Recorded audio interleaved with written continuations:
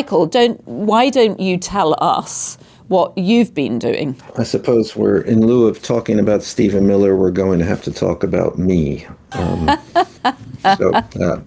which I have mixed feelings about. You've become the story. I'm not the only one who has faced these kinds of lawsuits. This has just become their trick in the book.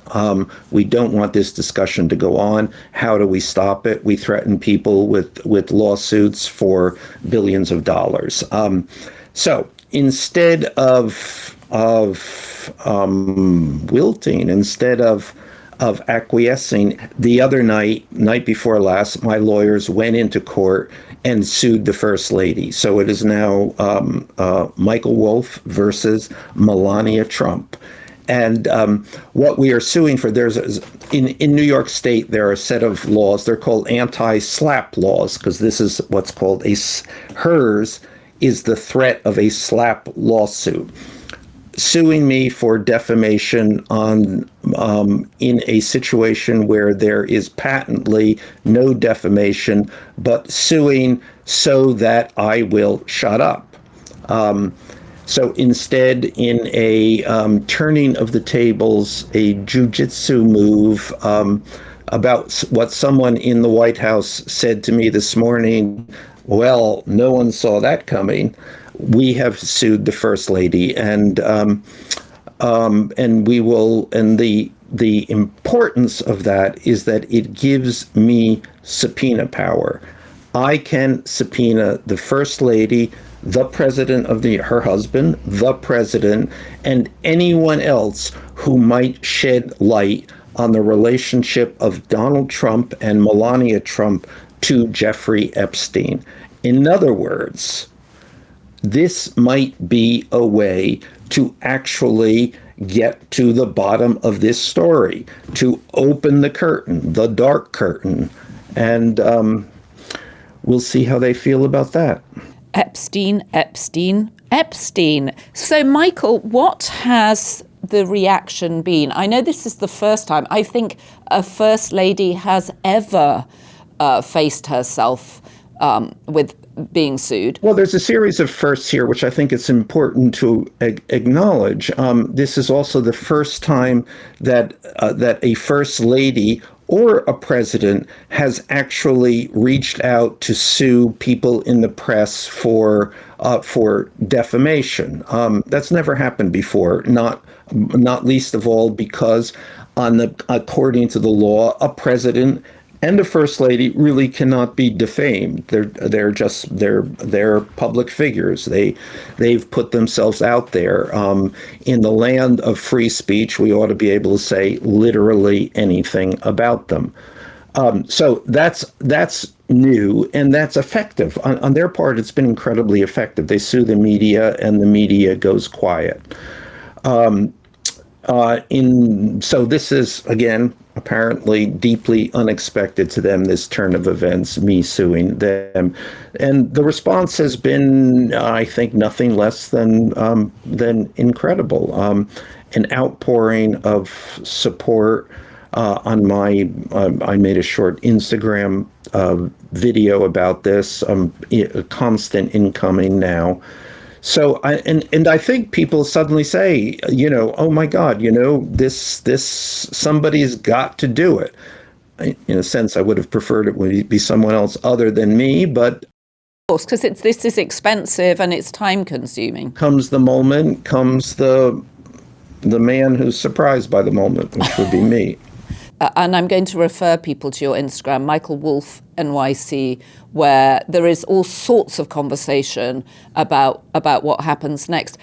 In theory, how fast can you start deposing the First Lady and the President? This is all new territory for me, so I'm not certain, and they will obviously put up roadblocks. So this is going to have to be. This is a needle to be thread. And let me just say also, this is going to be an expensive needle, and I'm going to have to reach out, and we're starting to GoFundMe and all that, and looking for support here. And the support is partly for me and what I'm going to have to shell out on this, but it is also to provide the wherewithal to haul these people into court. They can't do this. This is, dare I say, America. Well, it was America, and one's only got to look at the remarkable speed with which the East Wing is being demolished to see that this is not the America we knew. Donald Trump has put his own people in over what would normally be the commission that would slow any process like this down, make sure they were hitting every historical mark, so nothing of import was destroyed. He said the building was going to be adjacent to the East Wing. He said at one point in July nothing was going to be destroyed. And in fact, they've taken bulldozers and jackhammers to the East Wing. And now they've hastily erected a fence so nobody can see what's actually going on. But it seems such a metaphor.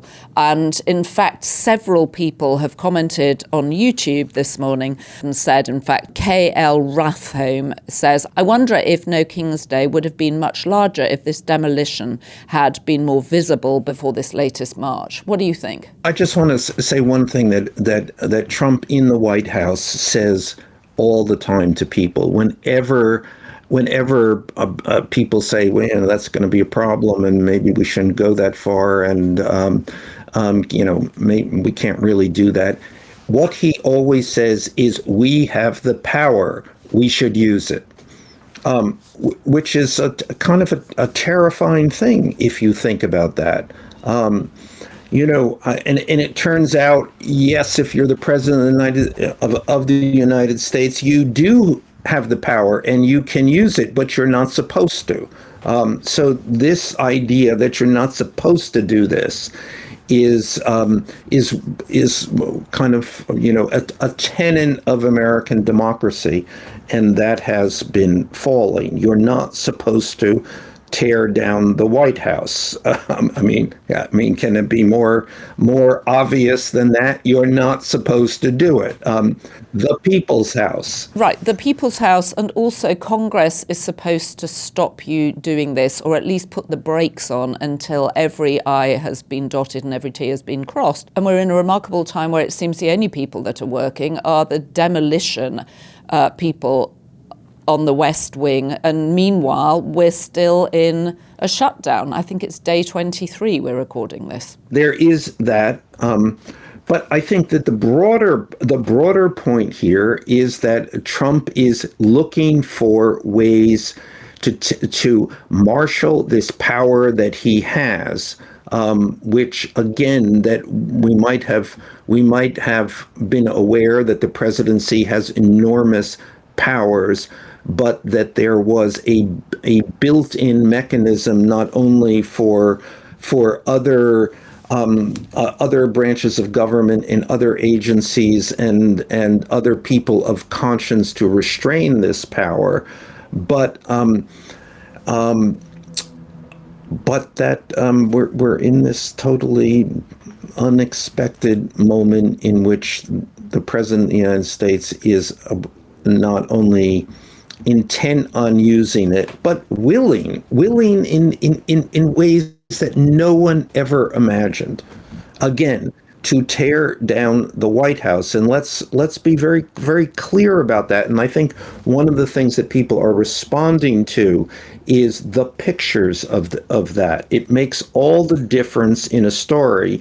And in our business, we know this. When there are pictures, you get to literally see this.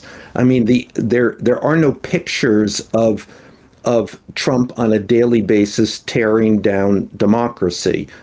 But there are now literal pictures of the wrecking ball taken to the White House. Well, the interesting thing is that Donald Trump is obviously an experienced construction person. He's been doing it all his life. And normally the first thing construction crews do is to build a fence around the area that they are deconstructing or demolishing, so that people don't see it because it's often very unsightly. Here, They didn't bother to do that. The pictures came out.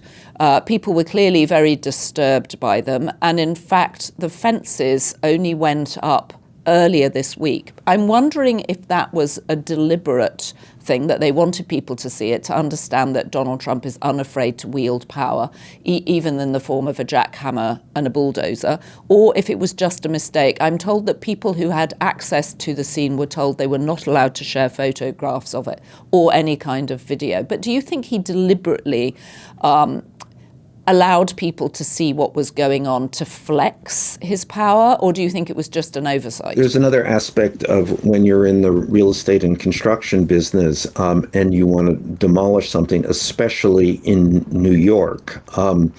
It is important you want to demolish before you're allowed to demolish, or before the entire approval process is going through. Once you've demolished, it's demolished.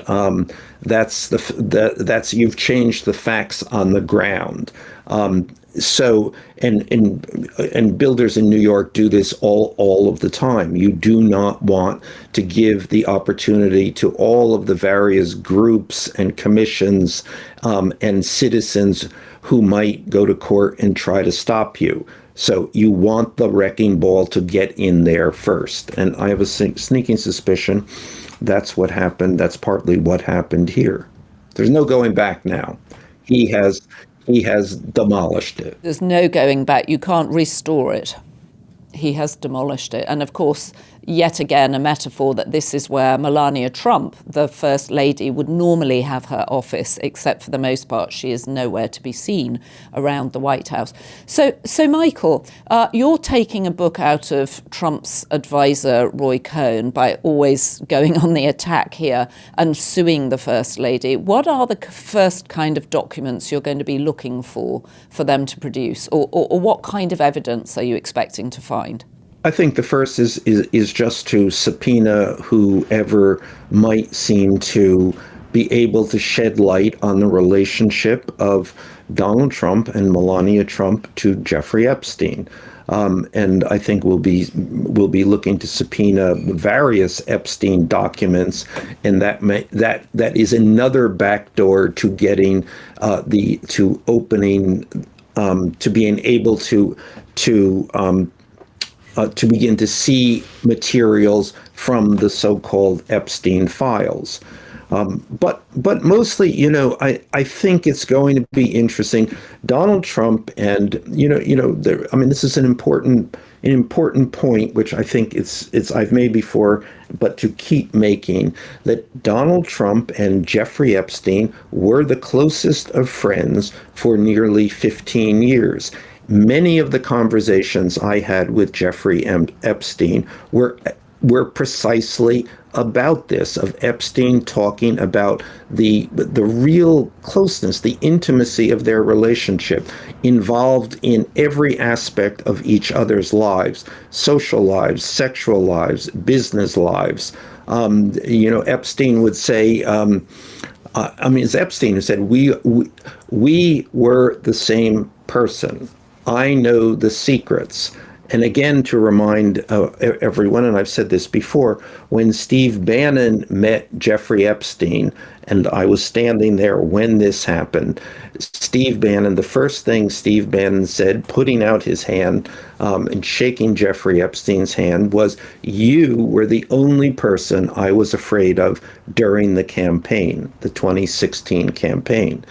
Jeffrey Epstein knows the secrets. So I think this lawsuit is an opportunity to reconstruct their lives together. Donald Trump, Jeffrey Epstein, and then later Melania Trump would come along. This is precisely what Donald Trump wants covered up. So bring it on.